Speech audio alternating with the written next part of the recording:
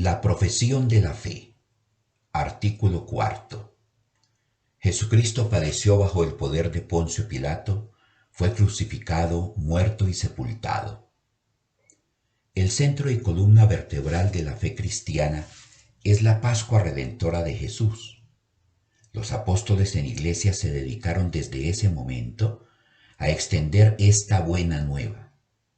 En cada momento y lugar la Iglesia profundiza con todos los recursos a su alcance el sentido e interpretación renovada y enriquecida de este misterio salvador para celebrarlo sacramentalmente. Jesús e Israel. El ministerio público de Jesús fue desde el comienzo ocasión propicia para que se suscitara un grupo creciente de contradictores, sobre todo entre las autoridades religiosas judías, quienes fueron promoviendo un ambiente hostil por la tergiversación y malintencionada interpretación de sus acciones y predicación en torno a la ley, al templo y al Dios único de Israel. Jesús y la ley. Nunca pretendió Jesús animar a la desobediencia de la ley de Dios dada a Moisés en el monte Sinaí. Al contrario, su propósito fue explícitamente proclamado por él mismo como de llevar a la plenitud su cumplimiento. La nueva manera y la autoridad como lo realizaba despertó mucha incomodidad, sobre todo frente a varias tradiciones judías, de manera especial en torno a la observancia del sábado. Jesús y el templo. A lo largo de la vida de Jesús, el templo de Jerusalén fue un referente fundamental de comunión con la fe judía, tanto como lugar privilegiado de oración como para la manifestación pública de la esencia de su enseñanza acompañada de acciones. Se identificó tan íntimamente con el templo como morada definitiva de Dios que lo convirtió en el recurso para el anuncio profético de su muerte y resurrección, al predecir su destrucción. Esto precisamente constituyó para sus enemigos uno de los motivos definitivos para acusarlo y decidir su muerte. Jesús y la fe de Israel en el Dios único y Salvador. En su ministerio público, Jesús manifestó por sus acciones y palabras una cercanía misericordiosa a los pobres y sobre todo a los pecadores. El escándalo de los fariseos llegó a su culmen por atribuirse la filiación divina y la autoridad de perdonar pecados reservada solo a Dios. Y ante su invitación a la conversión y declaratoria de superioridad a los patriarcas y profetas de la antigua alianza, expresándose con el atributo divino por excelencia, yo soy, desató la acusación de blasfemia que justificaba el merecimiento de muerte. Jesús murió crucificado. El proceso de Jesús. División de las autoridades judías respecto a Jesús.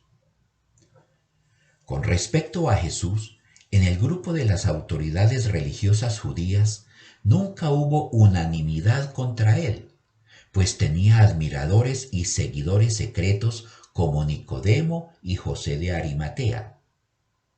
Puesto que institucionalmente fue representando una amenaza, armaron entonces una estrategia desviando el proceso de Jesús del horizonte religioso al plano político. Así obtuvieron un argumento válido ante los romanos para lograr el juicio que terminará con la condenación a muerte. Los judíos no son responsables colectivamente de la muerte de Jesús. La responsabilidad de la muerte de Jesús no se puede en justicia atribuir generalizadamente al pueblo judío de aquel entonces, como tampoco a la muchedumbre manipulada en aquel momento, ni mucho menos a los judíos posteriores en la sucesión de los siglos hasta hoy. Todos los pecadores fueron los autores de la pasión de Cristo. El misterio de la presencia del pecado en la humanidad hizo necesaria la redención en el designio de la voluntad divina. Jesús no solamente justificó su presencia en la historia como cercanía misericordiosa a los pobres, sino que además extendió su perdón a quienes lo ejecutaron. Así es como la permanencia del pecado en la humanidad, sobre todo entre los creyentes y seguidores de Jesús en la Iglesia, sigue provocando la pasión y muerte de Jesús. La muerte redentora de Cristo en el designio divino de salvación. La pasión, crucifixión y muerte de Jesús no fue algo que se hubiera salido de las manos del plan de Dios Padre. Por el contrario, hizo parte de su misterioso designio de salvación para la humanidad. En la misma Sagrada Escritura se encuentra el anuncio del misterio de redención universal como liberación de la esclavitud del pecado.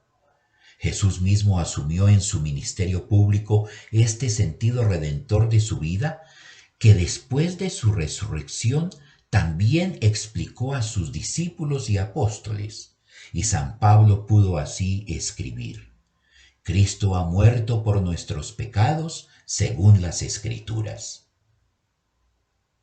Para ofrecer a todos los seres humanos el perdón de los pecados y la reconciliación con Dios, el Padre entrega a su Hijo para que, asumiendo la naturaleza humana en la encarnación, sufriera con sentido redentor las consecuencias del pecado, especialmente la muerte.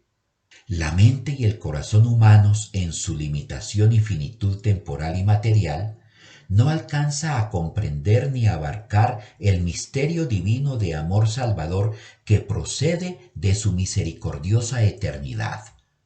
La Iglesia está siempre llamada a encarnar en todo espacio y tiempo este designio universal de salvación. Cristo se ofreció a su Padre por nuestros pecados. Desde su encarnación, toda la existencia humana de Jesús estuvo impregnada de la certeza de cumplir en él la voluntad redentora de su Padre, como expresión de la comunión total de amor con él. La proclamación y señalamiento que Juan Bautista hace de Jesús con la expresión Cordero de Dios que quita el pecado del mundo, después de haber aceptado acogerlo en el bautismo de conversión, recoge los anuncios del profetismo del Antiguo Testamento sobre el Cordero Pascual y el siervo doliente. Misterio que nos excede es también la humana aceptación libre, soberana y amorosa por parte de Jesús de cumplir la voluntad salvadora de su Padre con amor absoluto y hasta el extremo por la humanidad. En su último encuentro con sus apóstoles, realizando su cena pascual, inauguró la Eucaristía como memorial de su ofrenda u oblación de su cuerpo entregado y su sangre derramada para el perdón de los pecados. Y para perpetuarla universalmente en la historia, instituyó a sus apóstoles sacerdotes de la nueva alianza. En su agonía en Getsemaní, Jesús ratifica en sus dos naturalezas, la divina y la humana, su decisión de llevar a cabo, por encima del horror humano ante la muerte, la voluntad de su Padre Dios. Por eso, su entrega libre y voluntaria a la muerte se convierte en redención eterna. La muerte de Cristo queda así convertida en sacrificio pascual que inaugura la nueva alianza y que restaura la comunión del ser humano con Dios. Por una parte, Dios Padre entrega a su Hijo para la reconciliación y por otra, el Hijo se entrega para el perdón de los pecados de la humanidad. La desobediencia humana que desencadenó la esclavitud del pecado es reparada por la obediencia en la entrega liberadora y expiatoria del Hijo de Dios. El misterio de la encarnación del Hijo de Dios en Jesús de Nazaret hizo realizable desde su humanidad que el sacrificio en la cruz se convirtiera en ofrecimiento universal de redención. También hizo posible que, comenzando por María, su Santísima Madre, y continuando por sus apóstoles y demás discípulos y seguidores suyos a través de la Iglesia, fuéramos todos asociados a su único sacrificio redentor, y así ofrecer también nuestros sufrimientos, sacrificios y muerte para unirlos a su cruz. Jesucristo fue sepultado. La muerte constituye para todo ser humano la finalización de su existencia terrena. En Jesús, el misterio de su encarnación como Hijo de Dios hecho hombre no impidió que su muerte fuera real como la de todos los seres humanos. En su cuerpo humano, el Hijo de Dios, cargando en su cruz los pecados de la humanidad de todos los tiempos, fue preservado de la corrupción, por cuanto él mismo siempre fue inmaculado, ya que no cometió pecado.